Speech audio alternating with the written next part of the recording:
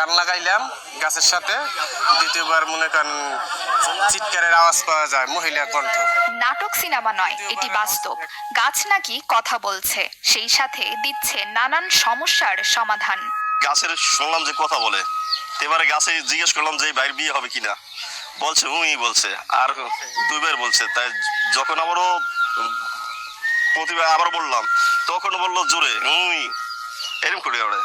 এটা কি সত্য কি মিথ্যা একমাত্র আল্লাহ জানে। সালাম দিয়ে জিজ্ঞেস করলো, আসসালামু আলাইকুম, আপনি কি বাবা না মা, আমি একটু বিপদে আছে, আমার সাহায্য করেন।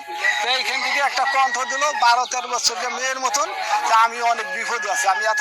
কেউ কান পেতে গাছের কথা শুনছে, কেউ বা গাছের উপরেই চড়ে বসেছে কথা শোনার জন্য। এই চাঞ্চল্যকর ঘটনাটি ঘটেছে গোপালগঞ্জের মুকসুদপুর উপজেলার গজিনা গ্রামে। বন্ধু বান্ধব বলছে যে গাছে কথা বলে, ঠিক আছে, এরকম শুনি না। আমি বন্ধু বান্ধব নিয়ে এই জায়গায় আসছি, আইসা গাছের নিচে কান পাতলাম, খালি ঘুন ঘুন একটা শব্দ শুনলাম। শোনার পরে আবার গাছের উপরে আমি উঠলাম, ওঠার পরে আওয়াজটা আরো বেশি হয়। হ্যাঁ, গাছে কথা বলে কি ঘুন ঘুন করে কান দেয়, ঠিক আছে। আমার বুকি দরফার শুরু হয়ে গেছে। যতটুকু শুনছি যে অলৌকিক কাণ্ড, এই কানে একটা কানে একটা হাত আর কি লাগাইয়া সালাম দিলে আর কি কান্নার একটা আসে। বেশ কয়েকদিন আগে গ্রামের একটি বাগানে গাছ কাটতে যায় স্থানীয় কয়েকজন শিশু। গাছের গায়ে আঘাত করা মাত্রই গাছটি নাকি কথা বলে ওঠে। এ সময় শিশুরা ভয় পেয়ে বাড়ির লোকজনের কাছে জানালে তারা গাছটি দেখতে আসেন। গাছের গায়ে কান পেতে রাখলে গাছের ভেতর থেকে আওয়াজ শুনতে পান তারা। প্রথম শুনছি যে পোলা পানে এখান দিয়ে খেলাধুলা করতেছে, ওই পাশে যে মোতাহার মোল্লা তার নাতি ছিল, মানে উনি বলে বাস, ওই ছেলেটা বলে বাস এই গাছে কোপ দিছে, তাই আমার আর কোপ দিস, আমার আর কোপ দিস না।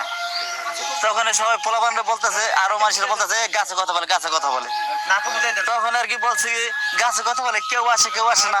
ওই পোলা পানে সব মুরব্বীরা তারপরে দেখলো, আনলো, এই মানুষ জমজমা হয়ে গেল। এখন খালি যে আসে গাছে কথা বলে, গাছে কথা বলে। শুনতে বললাম আমার নাতি করলে কি গাছে কথা কয়, আমি গাছে কথা কয়, সেই গাছের কাছে কিছু নিয়ে গেছে, আমি রাগ করছি,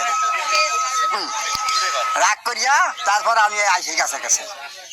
গাছের কাছে আজকা দুইবার কানে দিছি, কিছুই করিনি। তারপর কানে কয়। এরপরই এলাকায় শুরু হয় চাঞ্চল্যের। অলৌকিকভাবে গাছ কথা বলে এমন অপপ্রচারের ডালপালা ছড়াতে থাকে এলাকায়।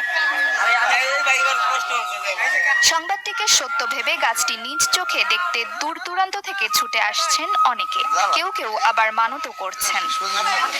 আমি আসছিল শুনে যে ঢাকা যখন ইউটিউবে দেখছি যে গাছে কথা বলে, তো আমার দেশের জান হইতেছে সবাই আমার কম বেশি চেনে।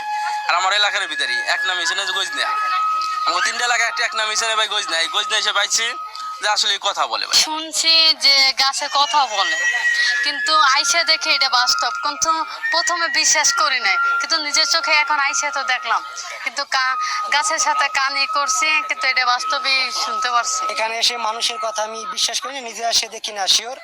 কথা বলে গাছে, সালাম দিলে সালামের উত্তরটা পাওয়া যায়, তবে একা দেখতে হবে, 5-6 জনে এটা শিওর পাওয়া যাবে না, একা কান দিতে হবে।